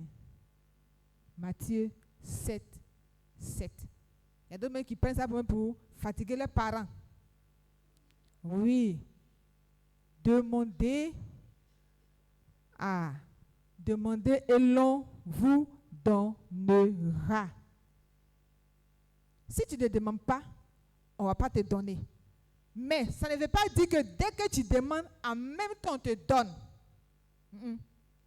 Quand tu demandes là, il faut demander. Chaque jour, il faut demander. Demande. Persévère dans la demande. Jusqu'à ce que tu obtiennes. Et la demande là, pour un enfant de Dieu, c'est la prière. Ne dis pas que j'ai trop prié. Depuis là, je demande, ça ne vient pas. Dieu dit, demandez et l'on vous donnera. Regardez cette veuve qui a importuné le juge jusqu'à ce que le juge là réponde à sa demande. Et il a dit, en plus forte raison, lui Dieu, qu'est-ce que vous allez lui demander qu'il ne peut pas vous donner? Il dit, demandez et l'on vous donnera. Frappez. Frappez et... Vous n'êtes pas avec moi. Hein? Frappez et on va vous ouvrir. Il ne faut pas te fâcher en frappant. Ce n'est pas la porte de ta maison que les enfants ont bouclée puis tu ne trouves pas la clé. Non. Tu viens, tu tapes, boum, boum, boum, boum. Mais depuis là, il n'y a pas quelqu'un dedans là-bas. Il n'y a pas quelqu'un. Il faut taper. Dieu dit de taper. Tape seulement. Tu tapes jusqu'à... Même si la personne est dans un profond sommeil, la personne va se réveiller. Mais avec Dieu, on tape comment? Dans la prière. Tu tapes dans la prière. Et le dernier qui dit, pour moi, vous avez déjà pris le passage, hein, parce que je vous ai dit. Dernier dit, cherchez et vous trouverez. On ne cherche pas dans la maison de quelqu'un. On ne cherche pas dans la bénédiction de quelqu'un. Mais c'est devant Dieu. Cherche jusqu'à ce que tu trouves. Si tu n'as pas encore trouvé, continue de chercher. Continue de chercher. Mais si tu te décourages et que tu laisses, tu ne vas pas trouver. Dieu sait pourquoi il nous a dit toutes ces choses. Parce que nous, notre cœur est un cœur qui est rempli d'impatience. Or, on a dit les choses anciennes sont passées. Enfant de Dieu est devenu une nouvelle créature et les vertus de Dieu sont en lui. Et nous devons les manifester. Mais le diable ne va pas te laisser manifester ça comme ça facilement. Non, c'est trop facile.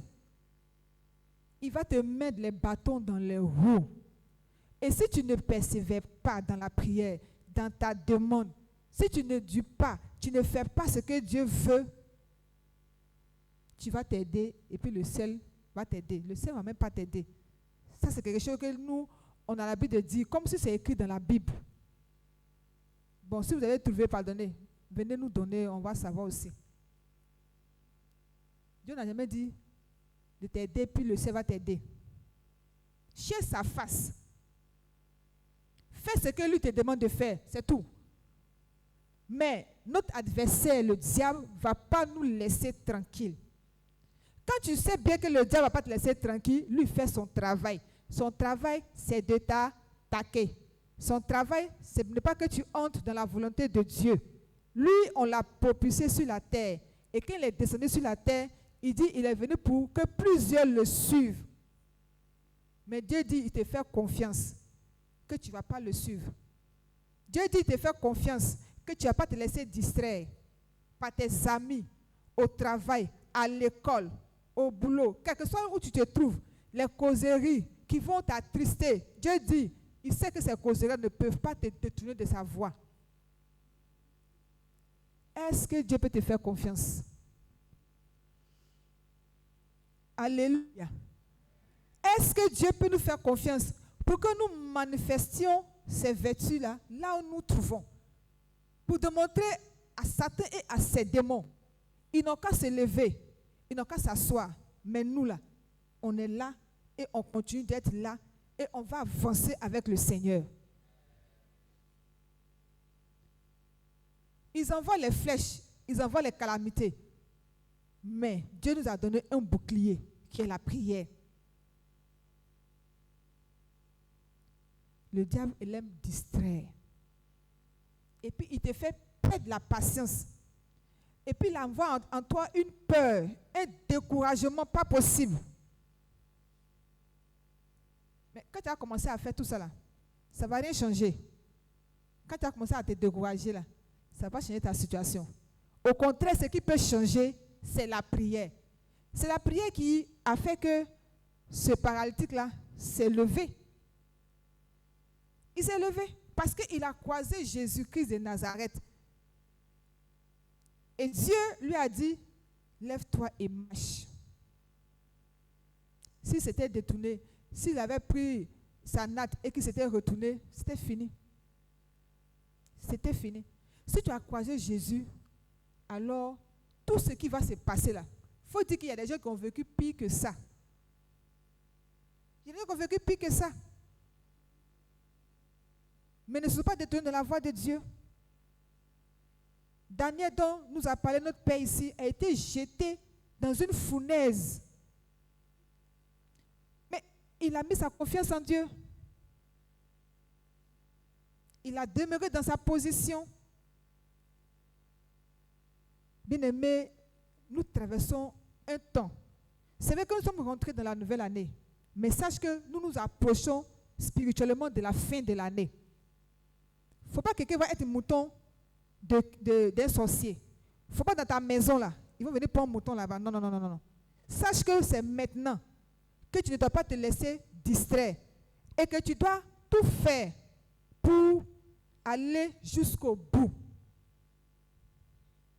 Sinon, si tu perds ta patience, comme ce peuple qui a dit que Moïse a trop duré, nous, Dieu n'a pas venu nous exterminer, mais on meurt d'une manière. On meurt autrement. Qui c'est ça? De la manière, quand tu rentres, de la manière Dieu a tué Ananias et Saphira à cause de leurs mensonges. Ils sont morts physiquement, hein. On les a enterrés. Mais nous, comment? Est-ce qu'on tombe? Est-ce qu'on meurt? Donc Dieu ne tue plus. Mais quelque part, tu perds. Quelque part, tu perds, tu meurs. Mais comme Dieu est bon, il te laisse encore le temps de revenir à lui. Alléluia. Bien-aimés, réveillons-nous. Et sachons que notre ennemi, là, ce n'est pas un enfant qu'on peut effrayer en criant sur lui, va-t'en. Il vient, c'est comme un lion qui est en train de regarder une gazelle mettre bas. Il sait que quand la gazelle a fini de mettre bas, là, le bébé, là, il ne peut pas se déplacer. Donc, lui, il ne guette pas la gazelle, mais il guette le bébé, là. Bon, il ne sait pas comment on l'appelle. Oh. Il guette le bébé de gazelle, là. Et puis maintenant, il tourne autour. Même quand la gazelle essaie de chasser le lion il fait comme si ça va, puis il revient encore. Tant qu'il n'a pas bouffé, il ne va pas. Tant qu'il n'a pas bouffé, il ne va pas. Donc, c'est comme ça que le diable travaille. Ce qu'il veut atteindre dans ta vie, là, quand tu deviens enfant de Dieu, lui, ça ne l'arrange pas.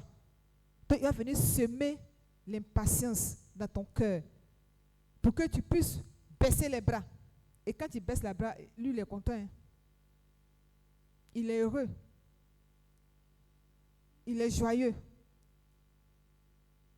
Qu'est-ce qu'on doit sauver? Notre âme ou bien notre corps physique? C'est une question que j'ai posée. Hein. C'est l'âme qu'on doit sauver.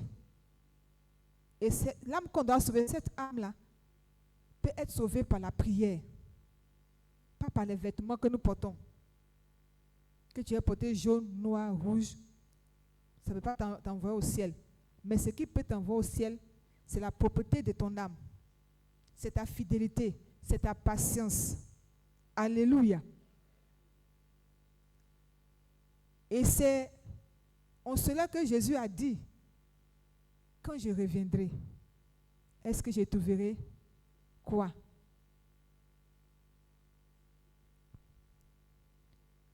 Alléluia.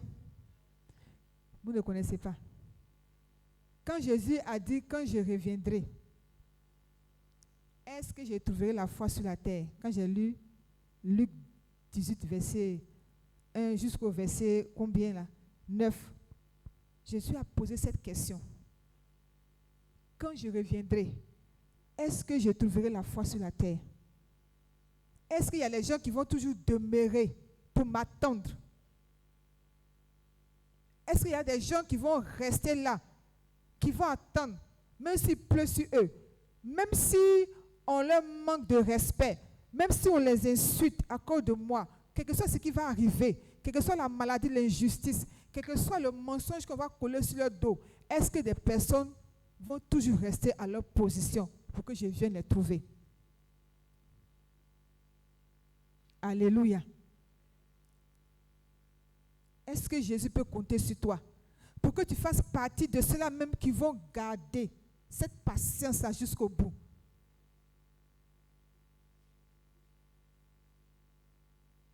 Est-ce que Jésus peut trouver des personnes dignes de ce nom qui vont garder cette foi, qui ne vont pas se faire des veaux d'or pour adorer, pour faire un Dieu qui va marcher devant eux, mais qui vont se comporter comme cette femme qui a dit, tant que le juge unique ne me fait pas justice de ma partie adverse, je ne le laisserai pas. Je vais jour et nuit aller le voir. Je vais aller l'importuner, qu'il fasse chaud, qu'il fasse frais, que ça soit quoi, que j'ai mangé, que je n'ai pas mangé. Je vais toujours aller dans sa présence. Et finalement, elle a obtenu justice.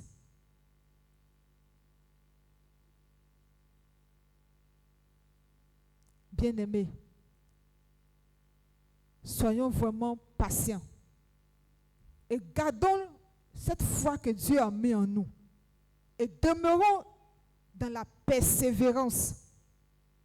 Demeurons dans la persévérance. Est-ce qu'on peut se tenir debout?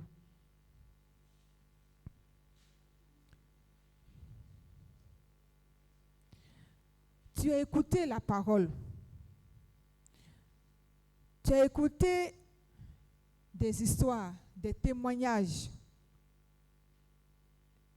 Tu as écouté tout. À toi seul de prendre ta décision. Veux-tu te comporter comme cette femme qui n'a cessé d'aller réclamer sa justice dans la main de ce juge? Ou te comporter comme ce peuple-là dans le désert qui ont dit ce Moïse, cet homme qui nous a fait sortir d'Égypte. On ne sait pas ce qu'il est devenu. Il a trop duré. Moi, je préfère me fabriquer quelque chose qui va me conduire. Veux-tu être conduit par un Dieu qui est fait de main d'homme? Ou veux-tu être conduit par cela même qui est au-dessus de tout? À toi seul de prendre ta décision. Et si tu n'y arrives pas, demande à Dieu de t'aider. Parce que c'est lui seul qui est capable de renouveler tes forces. Parce que la chair est faible. Mais pour que cette chair puisse être fortifiée, il faut que la présence de l'Esprit de Dieu soit en toi. C'est pourquoi élève la voix et prie le Seigneur. Élève la voix et vois ces deux cas de figure. Vois ces deux cas de figure. Quelle est ta position dans ces deux cas de figure? Demande à Dieu de te venir en aide. Demande à Dieu, si ce n'est qu'un petit détour vers l'impatience, demande à Dieu de te ramener sur la voie. Demande à Dieu, si vraiment tu es toujours patient, de te donner la force de demeurer et d'aller jusqu'au bout. Qui te donne d'arriver jusqu'au bout. Parce que ce n'est pas encore fini. Les épreuves vont continuer à venir. Les difficultés vont venir, les attaques vont venir, mais il faut que tu demeures faible. Il faut que tu demeures patient. Il faut que tu ailles jusqu'au bout pour ne même pas que tu puisses attirer vers toi la colère de Dieu. Pour ne pas que tu ouvres les portes pour que l'ennemi vienne encore emporter ce que tu as précieusement, oui, amassé. Prie le Seigneur. Prie Dieu pour ta vie, bien-aimé. Ô roi des rois. Seigneur, nous voici au-devant de toi ce matin. Jésus-Christ de Nazareth, les chrétiens que nous sommes, Père, nous nous détournons peu à peu des vertus que tu as mises en nous. Et nous nous laissons gagner par les choses de ce monde. Nous nous laissons gagner par tout ce qui est mondain, Jésus. Ce matin, ô Père éternel, tu m'as fait la grâce de comprendre que nous devons rester jusqu'au bout, que nous devons demeurer jusqu'au bout, que nous devons aller jusqu'au bout et que nous ne devons pas nous détourner, que nous ne devons pas regarder à la distance, que nous ne devons pas regarder à la durée, que nous ne devons pas regarder au temps que cela met, mais que nous devons être persévérants, que nous devons être patients dans la prière et que nous devons continuer de demander, continuer de demander, continuer de demander dans la prière, qu'on ne se lasse pas de continuer de demander. De la même manière qu'on mange, que chaque fois on se remet encore à manger parce que l'appétit est parti, que la faim arrive, nous devons toujours commencer, continuer, demeurer dans la demande. Seigneur, fais-nous grâce ce matin. Fais grâce à chacun de nous ce matin, Jésus-Christ de Nazareth. Fais grâce à chacun de nous ce matin, agneau de Dieu vivant. Père, vois combien de fois nous sommes affaiblis par les difficultés. Vois combien de fois nous sommes affaiblis par les épreuves de la vie, Seigneur. Vois combien de fois nous sommes affaiblis par l'injustice, oh Jésus. Vois combien de fois nous sommes affaiblis par les échecs. Vois combien de fois nous sommes affaiblis par la maladie, Jésus. Vois combien de fois, Seigneur, nous sommes affaiblis par les tromperies. Nous avons besoin de toi, Jésus, pour demeurer jusqu'au bout. Nous avons besoin de toi, Esprit de Dieu vivant, pour demeurer jusqu'au bout, Père. Seigneur, nous avons besoin de toi. Jésus-Christ, mon frère, a besoin de toi. Ma soeur a besoin de toi, Seigneur, pour rester debout jusqu'au bout, pour demeurer ferme dans l'attente, Seigneur, pour demeurer patiente, Père éternel, pour ne pas, oh mon Dieu, ouvrir les portes à l'impatience. Seigneur, fais-nous grâce ce matin. Fais-nous grâce ce matin, Jésus. Fais-nous grâce ce matin, le Dieu vivant. Fais-nous grâce ce matin, Shaddai. Fais-nous grâce ce matin, le ressuscité. Fais-nous grâce ce matin, agneau de Dieu vivant. Fais-nous grâce, Saint-Esprit de Dieu. Car nous avons besoin de toi. Jésus-Christ, nous avons besoin de toi. Roi des rois, nous avons besoin de toi. Car notre cœur est fatigué, notre âme est fatiguée, notre vie est fatiguée. Seigneur, nous sommes fatigués par les injustices, nous sommes fatigués par les épreuves. Jésus, viens et secoue-nous. Viens et donne-nous cette force qui vient de toi. Renouvelle à nous la force de la prière, Jésus. Renouvelle à nous la force de la prière de Dieu vivant. Renouvelle à nous la force de la prière, cher. Oh Dieu vivant. Prière sans laquelle nous pouvons arriver jusqu'au bout. Pour rendre, oh mon Dieu, agréable ce que tu as préparé pour nous. Notre cœur doit se forger. Forge en nous, Seigneur, ces qualités. Forge en nous ces qualités, mon Dieu. Forge en nous cette qualité qui est la patience. Forge en nous cette qualité qui est la foi. Pour que nous demeurions faibles. Pour que nous demeurions faibles. Pour que nous demeurions faibles, Jésus. Et que soit le vent, que rien ne nous balance, que rien ne nous détourne de toi, Jésus, que rien ne nous détourne de toi, de Dieu vivant, que rien ne nous détourne de toi, Shaddai, que rien ne nous détourne de toi, de Dieu vivant. Fais pleuvoir ton esprit et remplis nos vies, remplis nos cœurs, remplis nos vies. Remplis nos cœurs, Jésus-Christ de Nazareth. Remplis nos cœurs, Saint-Esprit de Dieu vivant. Remplis nos cœurs, Jésus-Christ de Nazareth. Remplis nos cœurs, agneau de Dieu vivant. Remplis nos cœurs, Saint-Esprit de Dieu. Seigneur, fortifie notre foi. Fortifie-nous, Père. Père, donne-nous, Seigneur, d'être fortifiés afin de persévérer, afin de rester patient, afin d'attendre, mon Dieu, dans la persévérance, afin de demeurer fait, Père. Donne-nous cette force qui vient de toi. Car par nos propres forces, Jésus, nous ne pouvons rien. Nous avons besoin de toi. Nous avons besoin de toi, Jésus-Christ de Nazareth. Nous avons besoin de toi, agneau de Dieu vivant. Nous avons besoin de toi, Saint-Esprit, pour demeurer ferme dans la patience jusqu'à ce que nous soyons transformés, Père. Jésus-Christ de Nazareth, nous avons besoin de toi. Seigneur, nous avons besoin de toi. Roi des rois, nous avons besoin de toi. Adonai, nous avons besoin de toi. Parce que par l'impatience, Seigneur, nous avons quitté le pavis. Par l'impatience, nous avons quitté le pavis. Par l'impatience, nous avons laissé la voie que tu as tracée pour nous. Et nous avons marché selon la voie de la chair. Jésus-Christ de Nazareth, vois ton peuple devant de toi. Et viens combler les cœurs, Jésus. Viens fortifier les faibles, Père éternel. Viens donner de l'énergie à tous ceux-là, Seigneur, qui sont, oh mon Dieu, apaisantis par les épreuves de la vie. Fortifie-les, Jésus-Christ de Nazareth. Seigneur, donne-leur ce courage de demeurer ferme. Donne-leur le courage de demeurer persévérant dans l'attente, Saint-Esprit, et de ne point se lasser. Donne-leur la force, Jésus. Et donne-nous, Saint-Esprit de Dieu, d'être armés spirituellement,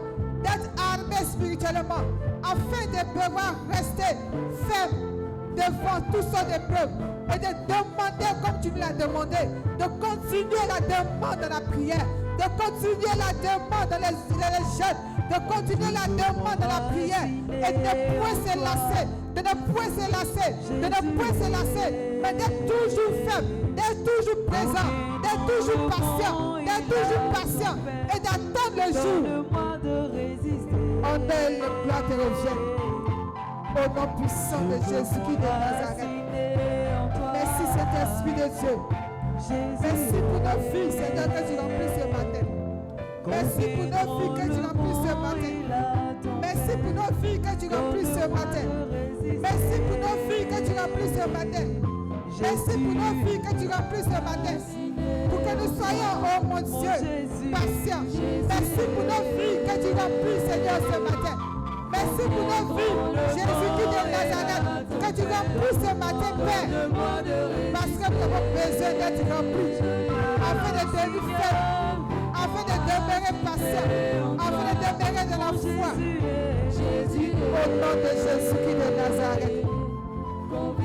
Merci Saint-Esprit de Dieu vivant. Donne-moi de résister. Donne-moi de résister. Donne-moi de résister. Donne-moi de résister. Donne-moi de résister. Donne-moi de résister devant les difficultés. Donne-moi de résister. Donne-moi de résister.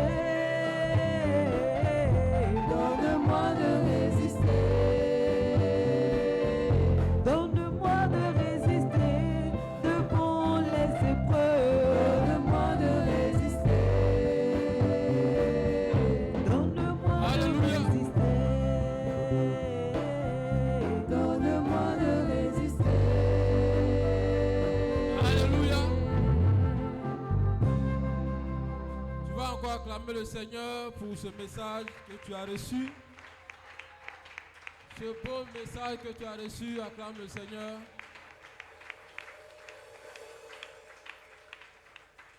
Alléluia. Tu vas t'asseoir quelques minutes. Ce message nous a fait du bien. Et je pense que il t'a fait aussi du bien. Alléluia. La patience. Alléluia. Il y a plusieurs domaines dans lesquels nous devons manifester cette vertu. Alléluia.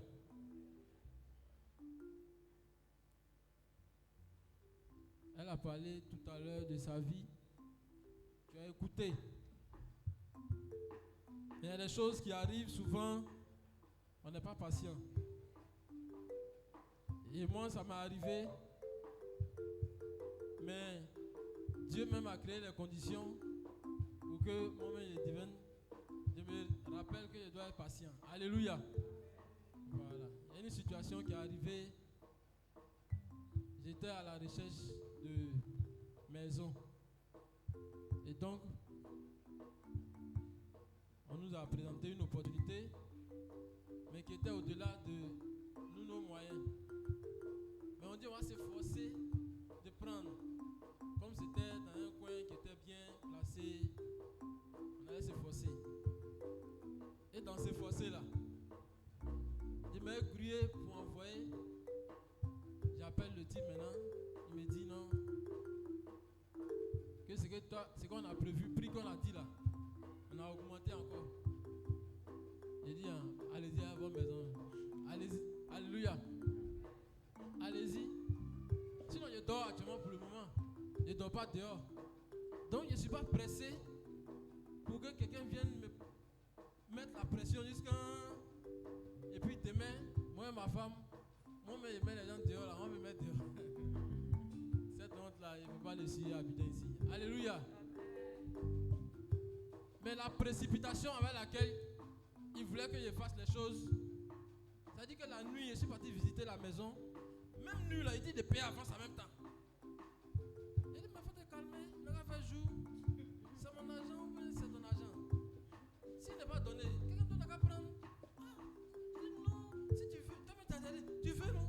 Oui, je veux. Mais l'argent là, le jour où n'a pas trouvé mon argent, puis il a donné ça à quelqu'un. Alléluia. Donc c'est dans le jour là, il dit, le propriétaire dit qu'on a encore augmenté. Il dit Dieu merci à vous. Allez-y à votre maison. Alléluia. Voilà. Donc la patience, c'est pas forcément dans son domaine. Il y a des situations comme ça qui arrivent où on te met la pression. Et puis sans te rappeler que tu es un chrétien qui doit avoir la patience, mais qui doit avoir la maîtrise de soi, tu te jettes. Et puis il y a un problème devant. Alléluia. Il faut faire très attention. Amen. Voilà. Donc pour ceux aussi qui sont en train de traverser des situations de maladie, mets Dieu au cœur de cette maladie. C'est lui le guérisseur par excellence. Alléluia. Le spécialiste des cas impossibles, c'est Dieu. Si tu le mets au cœur de ta situation, pour toi, il ne va pas arriver à 38 ans. Il a guéri 38 ans. 12 ans, elle a été guérie. Ce n'est pas 1 an, 2 ans que Dieu ne peut pas faire. Alléluia. Amen. C'est pareil pour le mariage. C'est pareil pour le travail. Il y a des conditions que la Bible donne pour le mariage qu'il faut respecter aussi. Quand on est célibataire, libre, et qu'on a accepté Jésus, il y a la voie qu'il faut suivre. Si tu ne suis pas et que tu vas aller précipitamment, voilà, il y a ça aussi. Donc soyons beaucoup patients selon la parole du Seigneur. Que Dieu nous bénisse, on acclame encore le Seigneur. Sans plus tarder, et avant de passer aux offrandes,